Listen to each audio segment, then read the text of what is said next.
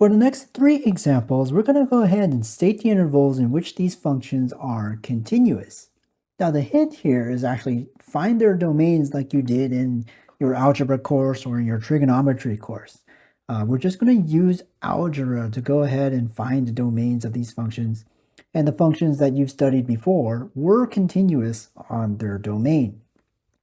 The first function has just the numerator with the denominator being 1. So if the denominator is being 1 there, we don't have to worry about the denominator. We only have to worry about that radical and how it behaves underneath that radical. Now, in order for this domain to exist, we need to make sure that 9 minus x squared is in fact greater than or equal to 0. And the way you made sure of this is actually conclude that a polynomial here is 3 plus x times the quantity 3 minus x, and we investigate this polynomial and see when is this polynomial greater than or equal to 0. Now, if you need to, you could go ahead and define the polynomial to be p of x, and that will make it easier for you to test these values on the x-axis of a particular number line.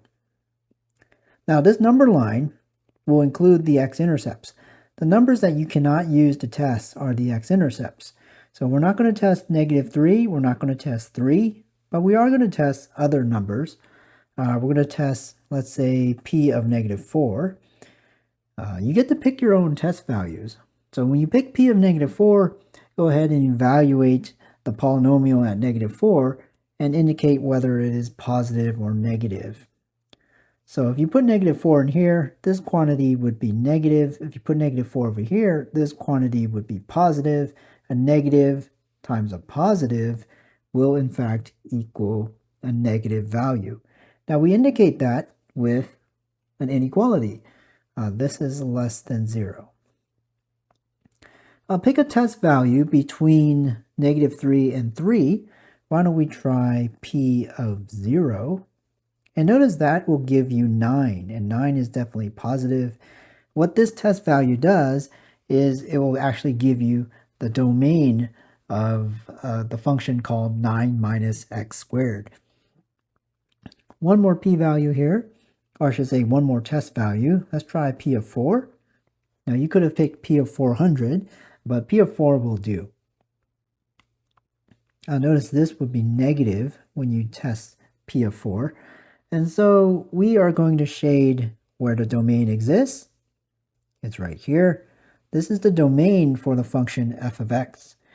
So we can finally make the conclusion f of x is continuous on the x values, namely include -3 and include 3.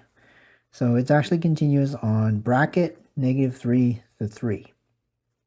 Because remember, it could be greater than or equal to 0. You could plug in f of 3 to see that.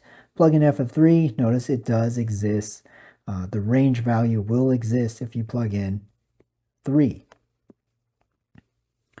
I'm going to go ahead and circle this. When is the next function continuous?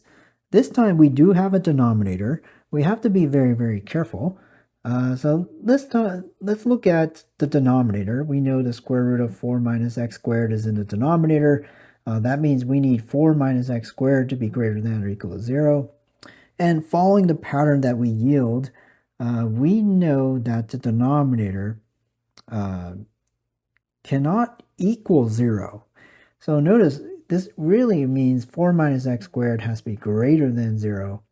And we could do a similar factoring and a similar testing as we did in the previous example.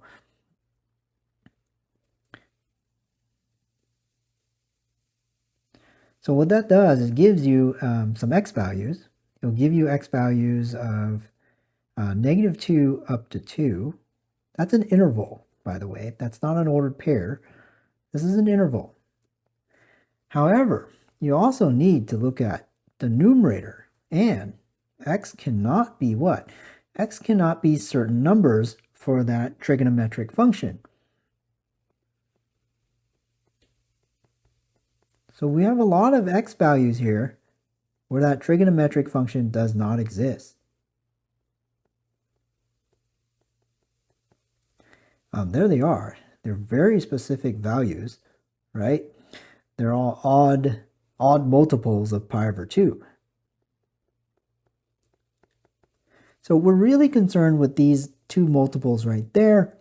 Those are in the interval there.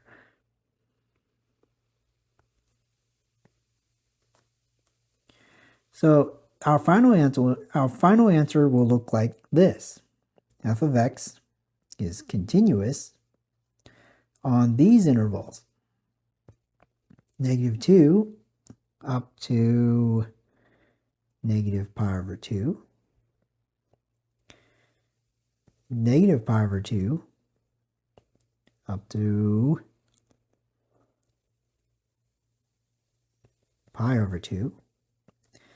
And then finally, pi over 2 up to 2. So I could put commas here and then write and. And there's my sentence describing when this function is continuous.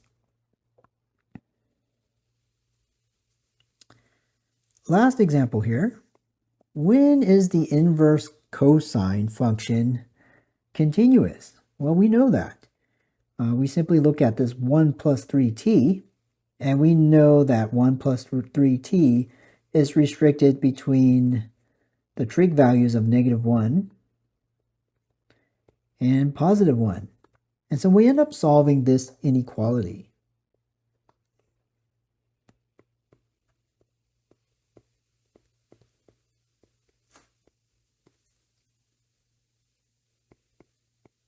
And when you solve this inequality, you end up getting this. And that becomes the domain for this function called f of t. We'll go ahead and write our conclusion. F of t is continuous on bracket -2/3 up to 0 with a closed bracket. So even though I circled the final sentences, you want to be sure to illustrate why. So I'm going to go back and circle all the work that is necessary to indicate why this function is continuous on its domain. Now, algebra and trigonometry experience is very, very important because it rolls right into calculus. So here's a theorem. The following types of functions are continuous at every number in their domains: polynomial functions, rational functions, root functions, trigonometric functions, inverse trigonometric functions, exponential functions, and logarithmic functions. All the functions you studied up to this point are actually continuous on their domain. So make sure you know your algebra, make sure you know the domains of all these functions, and then you'll be fine. You'll start to understand that most of the calculus functions you study will be continuous. You just have to be able to find their respective domains.